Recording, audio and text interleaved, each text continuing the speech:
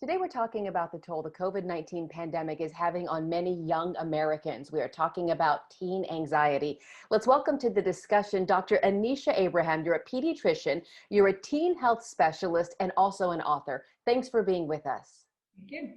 Certainly, it feels that everyone is feeling some level of anxiety. Can you discuss for us exactly what is the medical definition of anxiety? Well, we do know that a lot of young people are feeling very uncertain right now. They're feeling very isolated from their peers and their family members who may not be able to go to school or do extracurricular activities. So all of that's increased the level of young people that are actually reporting feeling stressed or also feeling anxious or even feeling depressed. And I certainly think it's important to know that there's a continuum when we talk about anxiety. And so sometimes having a little bit of an increased heart rate or feeling a little nervous about something that's happening can actually be quite good in terms of preparing for a test. But certainly when we talk about clinical anxiety, we talk about if you're having persistent symptoms, it's happening all the time. It's certainly impairing you from doing the things that you want to do, and it's continued for some period of time. That's where, again, it can become a real issue and one that you certainly want to get help from a provider. I know that a lot of adults have a problem recognizing anxiety in themselves. I imagine teens might have an even harder time doing so. Is it now up to the parents and other adults in their lives to recognize what's going on? I think you bring up a very good question, which is whose responsibility is it really when you have some of these issues? And I think the bottom line is that it is very important for parents to be aware of the signs in themselves as adults. And we know a lot of adults right now are saying that they're feeling anxious, and the true level of anxiety has really increased in the last couple of months among adults, but also to be aware that young people may have anxiety. They may not always talk about it. It may be a little bit more difficult to tease out which is true adolescent behavior and what is anxiety. So certainly having adults be aware, having conversations and connections, but also informing and educating young people to be aware of what the signs are to be able to get the support they need. You know, you hit the nail on the head when you said sometimes that can be difficult to tease out of an adolescent. I have two little boys. One's not so little. He just turned 12. My little one is 10 and a half. And my 12-year-old we're just coming into those years of, how are you? Fine. Is anything wrong? No. And I thought, oh no, he used to just never stop talking at the dinner table. And now that window is beginning to close. Is that fairly typical, I assume, with children in their young and middle adolescent years? Absolutely. I think you're bringing up some classic things that parents tell me, and certainly as a mother myself, I've experienced of having two boys at home. And there certainly can be some changes, and every child is different. So temperamentally, they have different ways of responding to what's going on around them. But we do know during adolescence, as they go probably more into middle adolescence, 12, 13, 14, they tend to want to probably be more with their peer group within themselves, probably not talking to mom and dad as much. Doesn't mean that they don't still want your love and support, but they have very different ways of interacting. And I will also just add that hormones have a lot to do with, again, how young people are thinking and acting, and certainly can also really very much affect how they feel emotionally about what's occurring. So again, classic adolescent behavior, but all the more reason why we really need to be tapping into that and truly knowing what is it that's just developmental, and when there's an issue, when there's something we need to give more support on. I've heard from so many parents who have children who are a bit older than mine, who are, fully in their high school years, in their later teen years. And they say that the pandemic is much harder on those teenagers who used to be able to, grab the driver's license and the keys and head out with their friends all day. Those 17, 18, 19-year-olds don't want to sit at home all day with mom and dad, which is what our boys are doing. How specifically is the pandemic really impacting the children and young adults in that age group? Well, I think that you've brought up a very interesting point, and one that, again, a lot of young people are expressing, and certainly parents are expressing, which is that it's very normal for them to spend time with their peers, to be doing extracurriculars, to be out doing sports, or just hanging out with them, and they're not able to do that. And part of adolescence is also being able to create some autonomy and independence and be away from your parents. So some of that also is being very much affected when you have to stay home or you're not able to go out. And I think that it's important, again, to respect that, to be aware of that, to know that what they're going through can be particularly tough. And I, again, say that research and studies have confirmed young people are feeling more frustrated, more stressed, In fact, in one survey, 61% of young people said they felt more lonely than they've had before, and are identifying, half of them also identified as having some type of mental health struggle. So it's really important to realize that kids are going through this, they're having a tough time, they're not able to do what they usually do, and we need to really be able to support them in terms of it, because they may not always come to us for that help.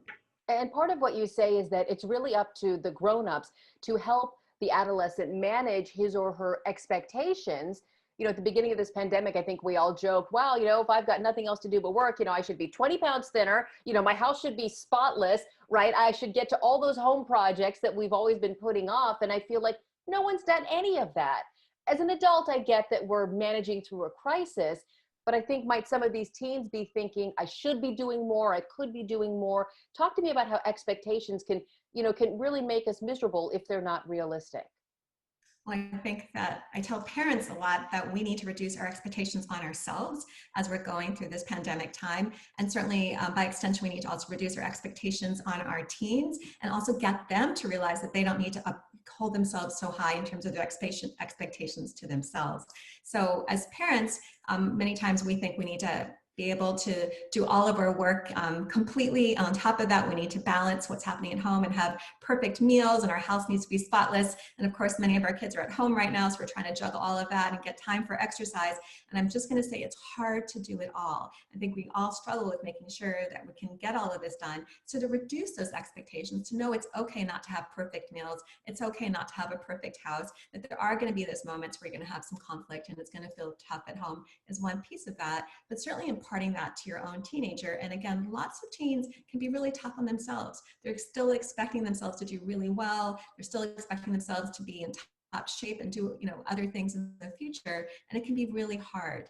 And one of the concepts that I think is important is the concept of unevenness, which is that we all, adults and young people, excel in some areas and we don't excel in others. And knowing that, and then also building up what we are good at, what our strengths are, is very valuable. And I'll just give you one example. I have a son who loves technology. And so he's really used this time to create his own YouTube channel and do all these do-it-yourself projects. And that's been very positive for him. And he's the son that also loves being online, whereas my other son can't do online at all. It's really been very tough for him. So realizing that some people are going to do better in some situations than others, and then really working on what those strengths are, is so important. Right. There's also another word that's you know, sort of in the conversation daily, it seems, and that word is resilience. I feel like 10 years ago, parents put everything they had into making sure their little one didn't run into obstacles, right? It was that helicopter parent or that lawnmower parent. Let me get that meeting with the dean for you. Let me talk to your teacher about why you didn't get an A on that paper. More and more, I think parents are realizing that it's the child's lesson to learn, as hard as that may be to watch. But after the child has failed, let's say, and look, my little one, he has missed, I don't know how many assignments, right? He, you know, we're getting calls from his teacher, and we're saying, this is, you know, I already went to 5th grade. This is for you to deal with. How do you help a child learn resiliency? Because sometimes they don't care that they're missing assignments, or they can get so down that they're missing assignments. They'll think, I'm a terrible student. I'll never catch up. I shouldn't even be in 5th grade. You know, it can be a very quick spiral.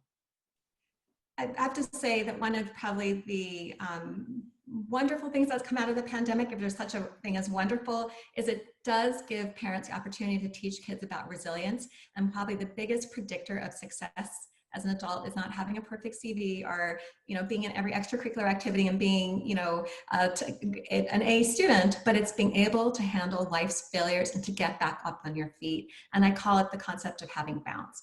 And what we do know, and I think that we can certainly really encourage our kids to think about, is the ways that we handle this right now is going to prepare us for all the other challenges that are out there in the future. And so coming back to your very specific concern about how do we help a child that's struggling, for my son that's having a difficult time with the online experience, one of the things we did find out is that he loves dogs. And so we've now created dog walking opportunities. He has a dog walk job in the middle of his day, and that is actually his highlight right now. So it's coming back to what makes him happy, where his passion is, and knowing that those are the things that are going to help kids to get through through these experiences. And we talk about the fact that, yes, things are tough. You're not with your classmates. This is hard because you don't like this experience, but we're going to get through this. And all these little things that you do right now are going to make you stronger, and it's going to help you for what's ahead in life. You've given us so much to follow just sort of for the everyday. Is there something that you can say to parents who are truly worried about their child not thriving, their child sort of shutting down? What are the warning signs we need to be looking for?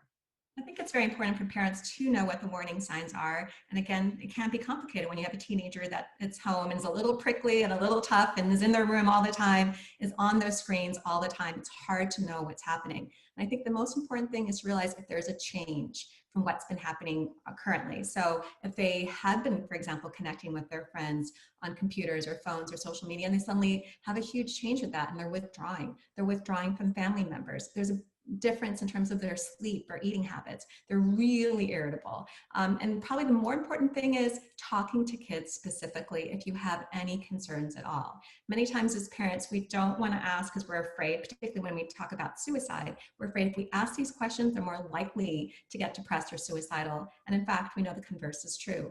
By asking, do you feel down? Do you feel sad? Do you feel suicidal? You're more likely to get a young person to open up and to talk about these issues, and to also take away the stigma and to set the, plant the seeds for having these conversations.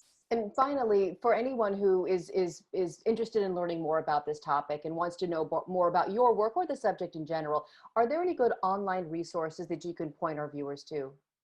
Well, I can certainly say that my upcoming book, Raising Global Teens, does talk a lot about some of the tips that I've just mentioned. I think that there are a lot of other wonderful resources in terms of helping young people. For example, the Society of Adolescent Medicine has some great resources for parents and teens, as does the American Academy of Pediatrics. Parents also talk a lot about media and screen use and how to balance that. And Common Sense Media is another wonderful go-to resource in terms of, again, thinking about balance and really helping young people. There's a lot to think about for sure. Dr. Anisha Abraham, pediatrician, teen health specialist, and author. Congratulations on your upcoming book. I think I see it on the shelf behind you. Is that a preview? Yes. Okay, good luck to you. Thank you so much. You've given me a lot to think about with my two little boys, and I'm sure many others would agree. Thank you for joining us. Thank you.